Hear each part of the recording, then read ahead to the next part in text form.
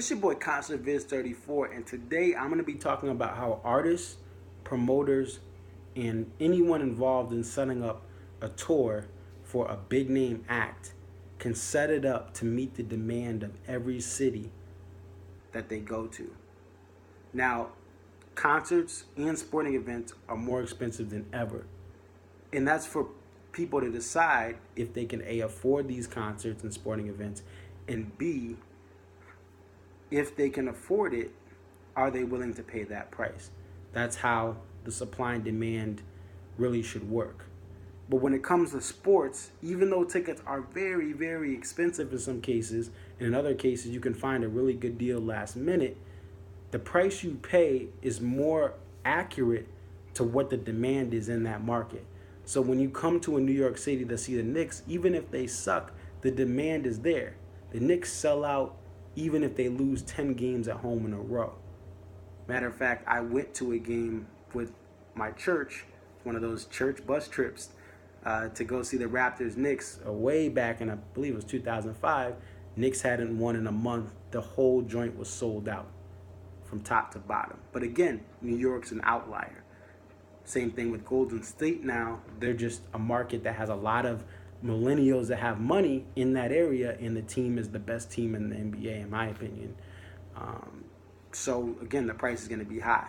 But with sports, if your team is bad, you can see them for a lot cheaper price. I'm a Sixers fan. I went to a game, I believe it was 2 years ago against Memphis. Got really good seats, really nice center court seats in the lower 100 level for about $60. Because again, they suck. So yeah, you get a good price. Cleveland Browns, if your team's bad, like Cleveland Browns, you can get tickets for 10 or $15 in some cases at the end of the season. But again, supply and demand in the sports world is equal to what the actual demand is. It may be more expensive than your taste, but it matches a lot more of what the value of those tickets are.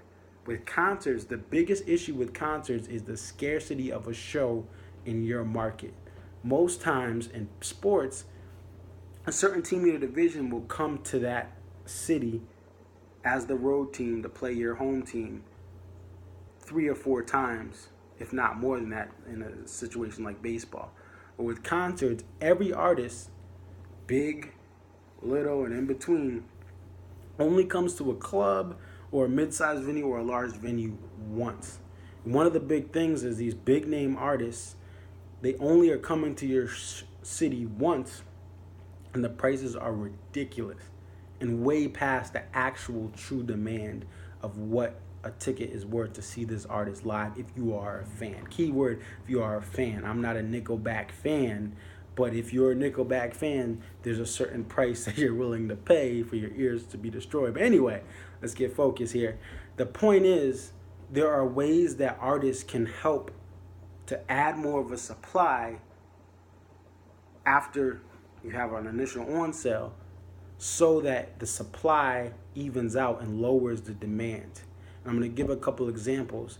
I want to start with 3 artists I want to see this summer and some of the great moves they did. Roger Waters, I want to see him. Pink Floyd member who is touring, doing another tour in a couple years, I believe, as far as a national tour in the United States. He started off with shows in my area in New York and Boston, and then after the on sales tickets went quick, got scooped up by some fans, some brokers, some people who are trying to make a little money that aren't actually brokers yet, and some bots. But let's not talk about that for now. But people scooped up those tickets, and then people were so frustrated. So what Roger Waters did is he came down and talked to the XL Center in Hartford, Connecticut, and set up another show. He added more dates to his tour so that the demand actually went down. Now, it's still going to be a lot of money to go see Roger Waters, but he is someone who is a legend in the music industry. But at least the demand will go down because more shows are added. J. Cole, same thing. On sale tickets went quick.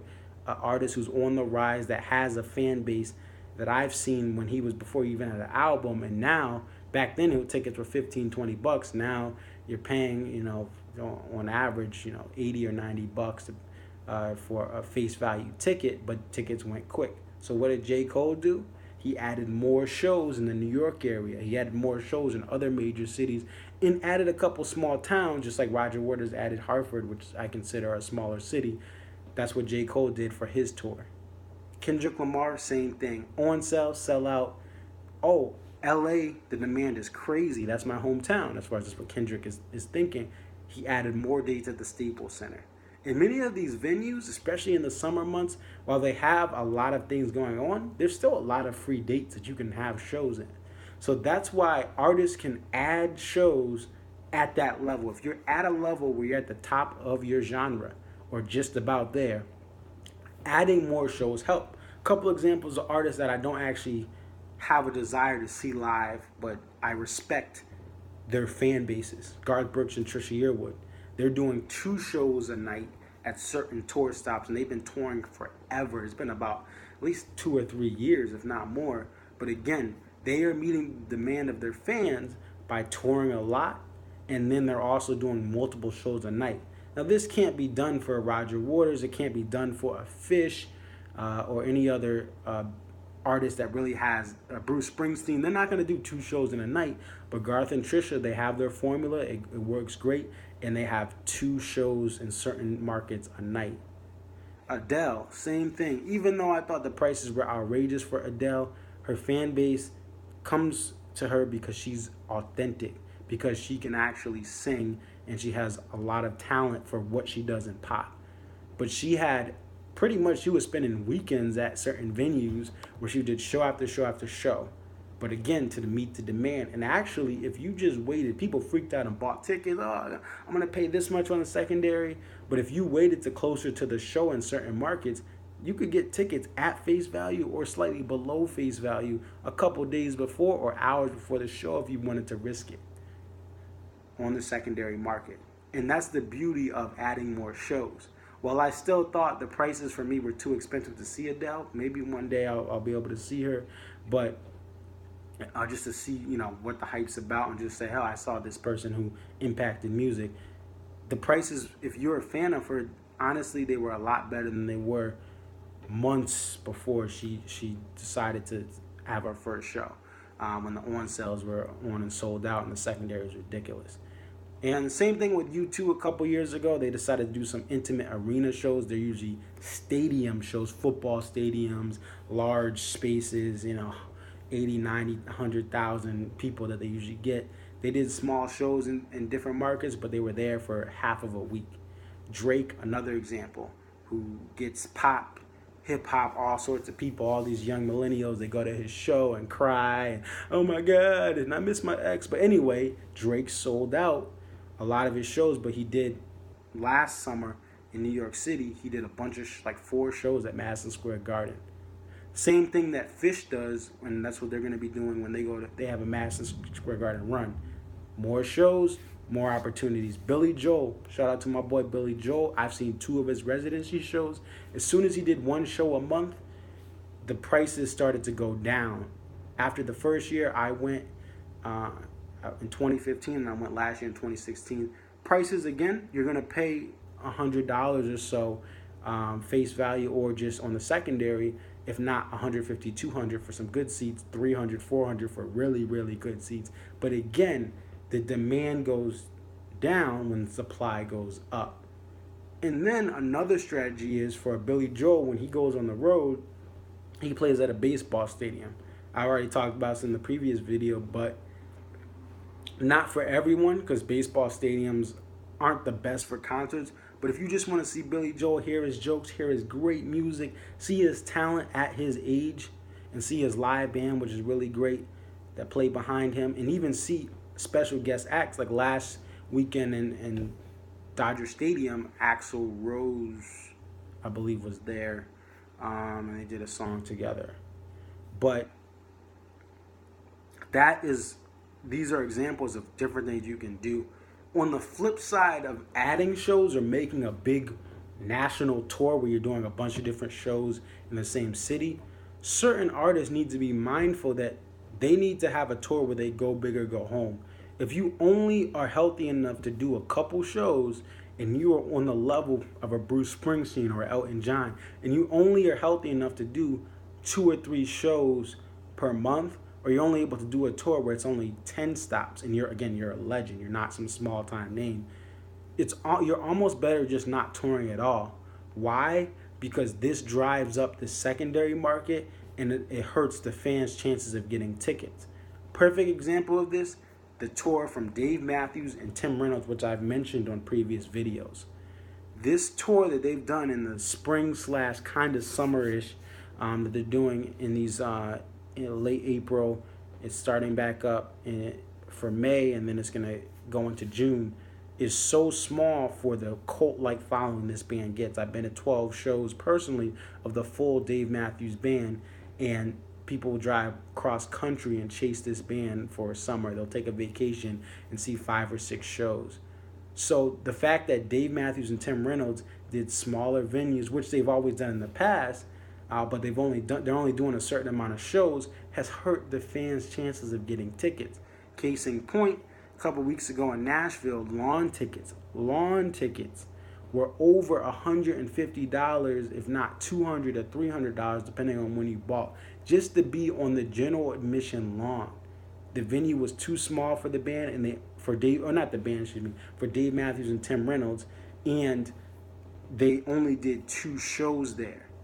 For where this band is at right now, where they have fans like me, who I'm 26, and they have fans that are 46 or even 56 at the other end of that, Dave Matthews and Tim Reynolds should have said, look, either we're not touring, maybe we'll do a Mexico getaway like they did, and maybe we'll do a couple of shows in January, but we're not going to take this across the country unless we can do 30 dates, because they didn't do any Northeast dates, so people like me have to look to Saratoga or look to Jones Beach to go get a ticket, and tickets are still very expensive because, again, there's no Hartford show, there's no Boston show, there's no New Hampshire show, and a lot of fans live in the Northeast.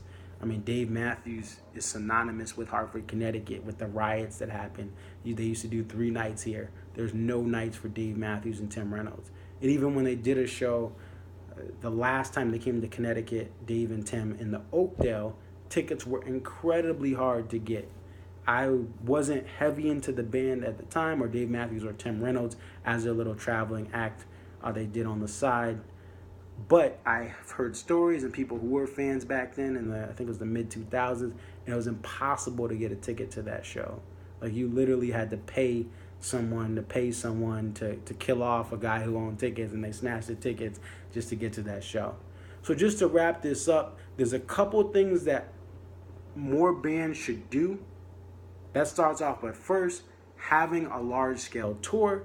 Second, when dates sell out fast, talk to venues to acquire more dates if you're a big-name act, because you have that pull with Live Nation and a local venue. The third thing is, if you are a big-time act, whether it's because of your music, because it's your face, or because of your cheesy lyrics, you have to make sure that when you decide to tour, you do some sort of full-scale tour, or you're touring frequently when you have the ability to tour, or don't tour at all, because the fans lose when you do 1 or 2 shows. And if these are the only 2 shows I'm doing this year, of course tickets are going to be $3,000. One of those, the people reselling and brokers and things like that. But what do you guys think? Let me know. Obviously, it's very tough right now. As a fan, you're going to pay more for any live event. It's a thing that's hot now. It's come back around, and it's come back in an economy that's different than it was for live music 50 or 60 years ago, or 30 or 40 years ago. That's all I got for you today. Thank you for watching. Definitely like, subscribe. Otherwise, I am out of here to watch some hockey and watch some basketball. We got the Eastern Conference NHL Stanley Cup Finals, and then we got the NBA Eastern Conference Finals today, May 17th, for the NBA, Cavs and Celtics. So hope the Penguins lose, because I'm a Flyers fan, and I kind of want to see LeBron destroy Boston, so all the fans start crying at work tomorrow that are Celtics fans. But otherwise, that's it. Thanks for watching. Have a good one, guys.